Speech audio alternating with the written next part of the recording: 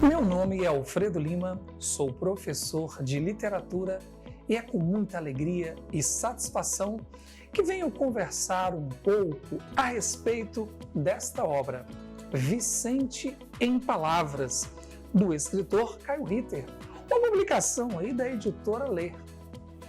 Você reparou que eu não disse livro, eu disse obra, porque é a forma como gosto de tratar os livros de literatura. Vicente em Palavras conta a história do Vicente ausente. Não, a rima não foi assim aleatória, tá bom? O Vicente já não está mais nesta dimensão. Então, é um personagem que aparece no título, é o protagonista, mas que a gente só vai saber um pouco da vida dele por meio da fala, das impressões do seu irmão, da sua namorada, dos pais, da professora. Esta é a proposta deste livro. O gênero desta obra é o gênero novela. E você já deve ter se perguntado, mas o que é isso, novela? Novela é um gênero que está entre o conto e o romance. Como assim entre? Porque é maior do que o conto, porém menor do que o romance.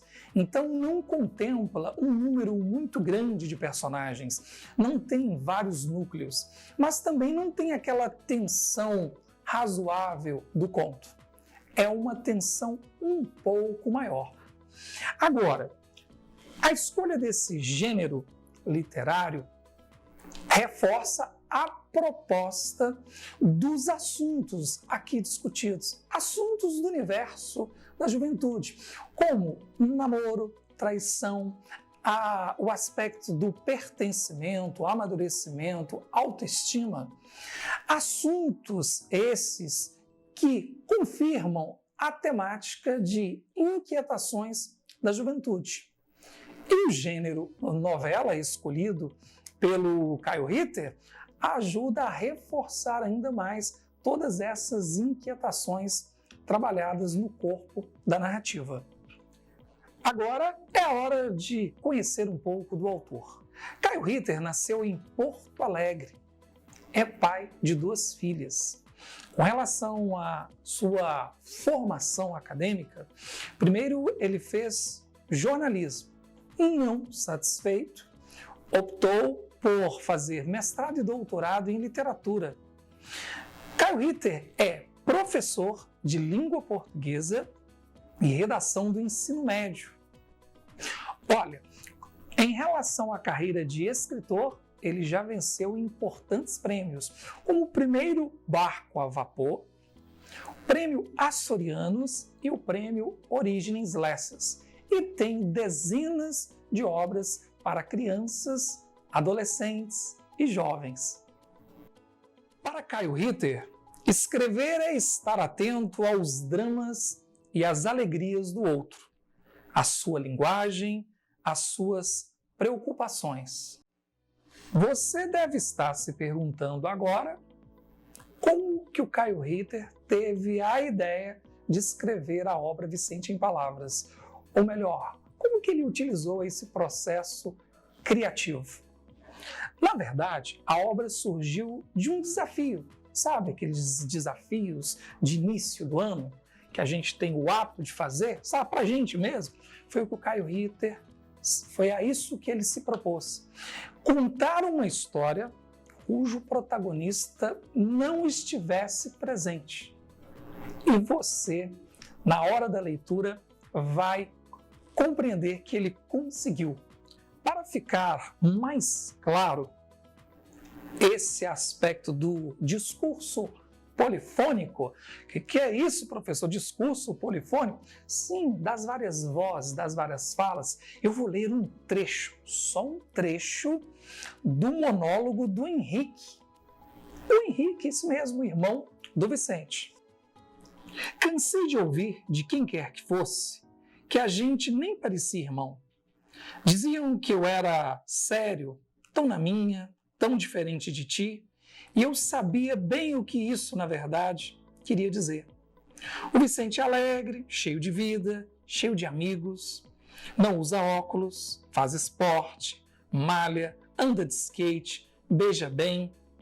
Tem aquele sorriso que abraça o mundo, como ouvi nossa mãe dizendo para uma amiga dela. Sorriso de abraçar o mundo. Você sabe o que é o projeto gráfico de um texto artístico literário? Não, se você não sabe, não tem problema, eu vou te explicar bem rapidinho.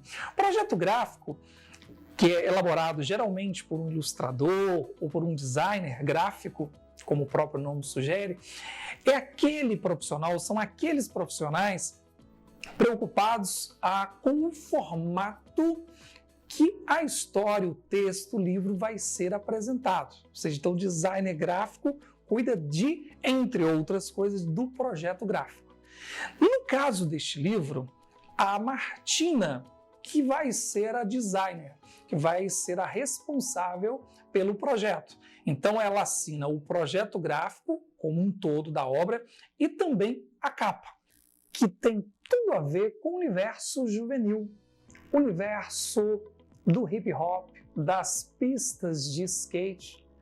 Isso mesmo, eu falei pistas. Para a Martina chegar a este resultado, ela fotografou diversas pistas de skate. Escolheu uma em especial que ao seu final, desse uma alusão, assim, que nos lembrasse um pouco o túnel concreto no texto, na proposta. Isso tem a ver com o livro. Bom, ainda no universo juvenil das pistas de skate, você tem aqui essa parte de branco, que lembra grafite, lembra picho. Isso agrega à proposta da capa a ideia de movimento, a ideia de manobras.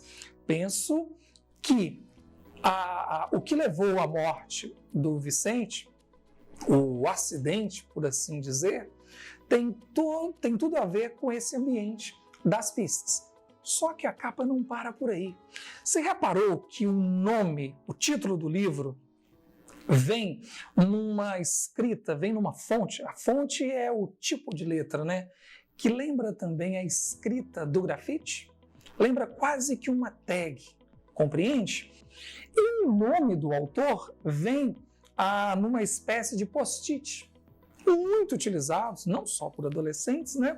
Fundo amarelo, e repare que a cor em preto do nome do autor, da fonte, né, também vai se repetir no título. E aqui abaixo, de amarelo, a logomarca, né, da editora.